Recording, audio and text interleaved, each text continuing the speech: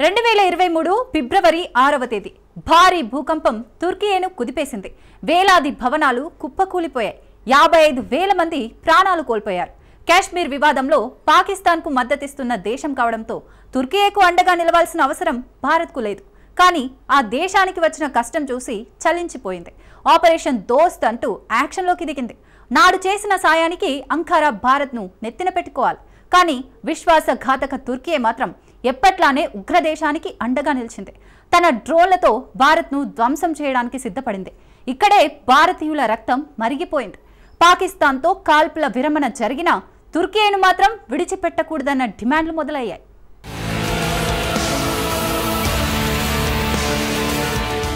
ఇక్కడ కనిపిస్తున్న visuals Indian air force కి చెందిన C-17 గ్లోబ్ మాస్టర్ అనే బోయింగ్ సైనిక విమానానివి.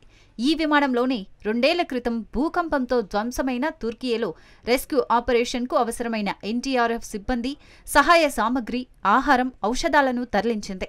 అయితే న్యూఢిల్లీ నుంచి తుర్కియేకి చేరుకోవాలంటే పాకిస్తాన్ గగనతలం మీదుగా కాస్త త్వరగా చాలా తక్కువ సమయంలో వెళ్లొచ్చు, లేదంటే చుట్టూ తిరిగి వెళ్లాల్సి వస్తుంది.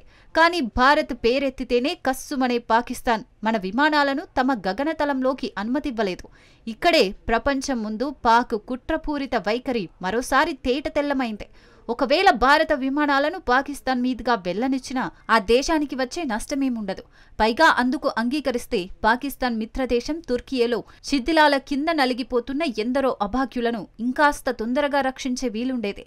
చాలా మంది బాధితులు ప్రాణాలతో బయటపడే అవకాశం దక్కేది. కానీ ఆ పని పాకిస్తాన్ చేయలేదు. ఇదంతా తుర్కియేకు కూడా తెలుసు.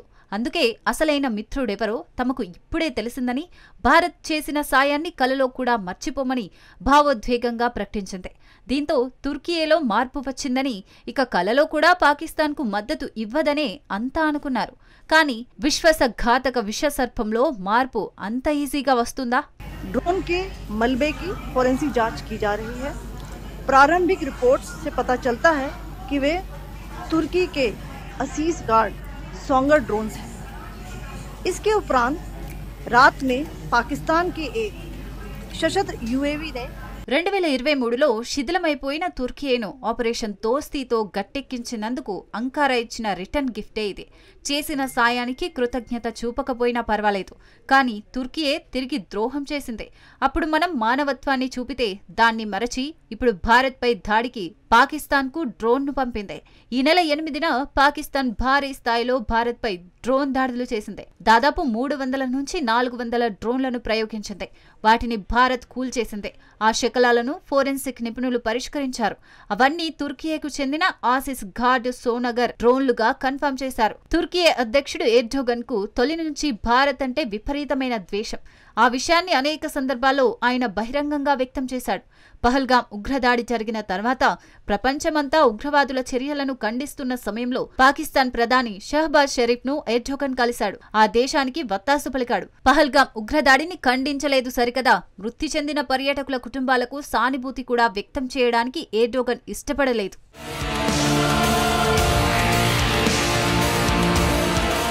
నిజానికి పహల్గాం ఉగ్రదాడి జరగగానే పాకిస్తాన్పై భారత్ దాడి చేస్తుందని తుర్కియే ముందుగానే ఊహించింది.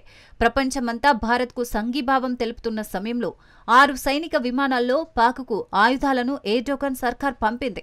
2023లో మన C-17 సైనిక విమానం తుర్కియేకు సహాయ సామగ్రి, ఆహారం, ఔషధాలను తరలిస్తే ఇప్పుడు అంకారా C-130E హెర్క్యులస్ విమానం భారత్లో విధ్వంసం సృష్టించడానికి ఆయుధాలను పాక్కు తరలించింది.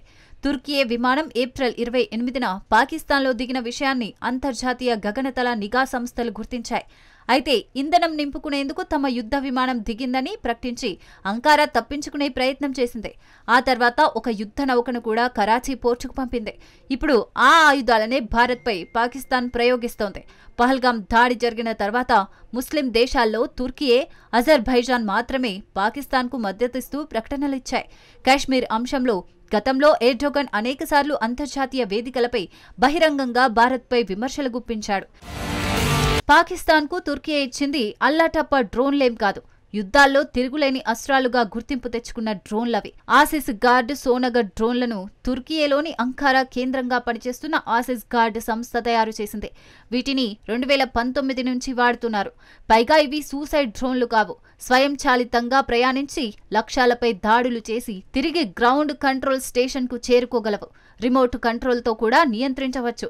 ఆధునిక యుద్ధ తంత్రంలో ఇవి కీలకంగా పనిచేయగలవు. సరిహద్దులు దాటి దాడి చేయటంలో వీటికి మంచి రికార్డుంది. ఆసిస్ గార్డ్ సోనగర్ డ్రోన్కు ఆటోమేటిక్ మిషన్ గన్ అమర్చి ఉంటుంది. చిన్నపాగటి క్షిపణులను కూడా ప్రయోగించగలదు. 81mm మోటార్ రౌండ్స్ ను సైతం పేల్చగలదు. అన్నింటికీ మించి 45 కిలోల పేలోడ్ మోసుకెళ్లే కెపాసిటీ వీటి సొంతం.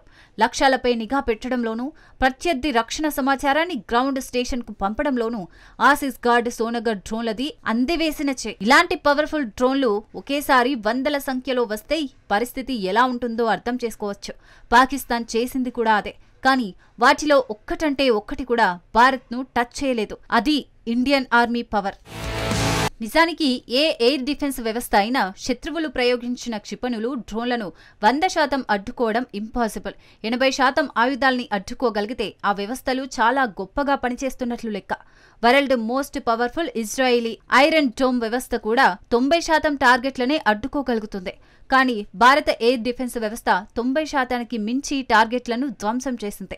భారత ఎయిర్ డిఫెన్స్లో రష్యన్ S-400 స్వదేశీ ఆకాశ క్షిపణులు ప్రధాన పాత్రలు పోషించాయి. పాక్కు చెందిన JF-17 విమానాన్ని కూల్చింది కూడా మన ఆకాశ క్షిపణి వ్యవస్థే. ఇవి కాకుండా భారత్ ఎలక్ట్రానిక్స్ లిమిటెడ్ తయారు చేసిన డ్రోన్ జామింగ్ వ్యవస్థలు, లేజర్ వ్యవస్థలు, spider, Barak 8, MR SAM, QR SAM వంటి క్షిపణులు కూడా కీలక పాత్ర పోషించాయి. ఎయిర్ డిఫెన్స్ వ్యవస్థలు ఉంటే సరిపోదు, వాటిని ఎక్కడ మోహరించాలనే విషయంలో కూడా జాగ్రత్తగా నిర్ణయం తీసుకోవాలి.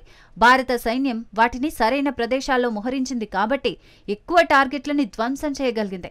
అలాగే వివిధ ఎయిర్ డిఫెన్స్ వ్యవస్థలు ఒకదానితో ఒకటి సమన్వయంతో పనిచేయాలి. ఒక వ్యవస్థకు అందిన సమాచారాన్ని సకాలంలో మరో వ్యవస్థతో పంచుకోవాలి. ఇవన్నీ సమర్థవంతంగా చేయడంలో భారత త్రివిధ దళాలు విజయం సాధించాయి. కాబట్టి పాకిస్తాన్, తుర్కీయే కలిసొచ్చినా మన మట్టిని టచ్ చేయలేకపోయాయి. ఈ మొత్తం ఎపిసోడ్లో ఒకటి మాత్రం నిజం: తుర్కీయే వంటి విశ్వాసఘాతక విషసర్పానికి కలలో కూడా మేలు చేయకూడదు. ఎందుకంటే పాముకు పాలు పోస్తే అది తిరిగి మనల్నే కాటేస్తుంది కాబట్టి.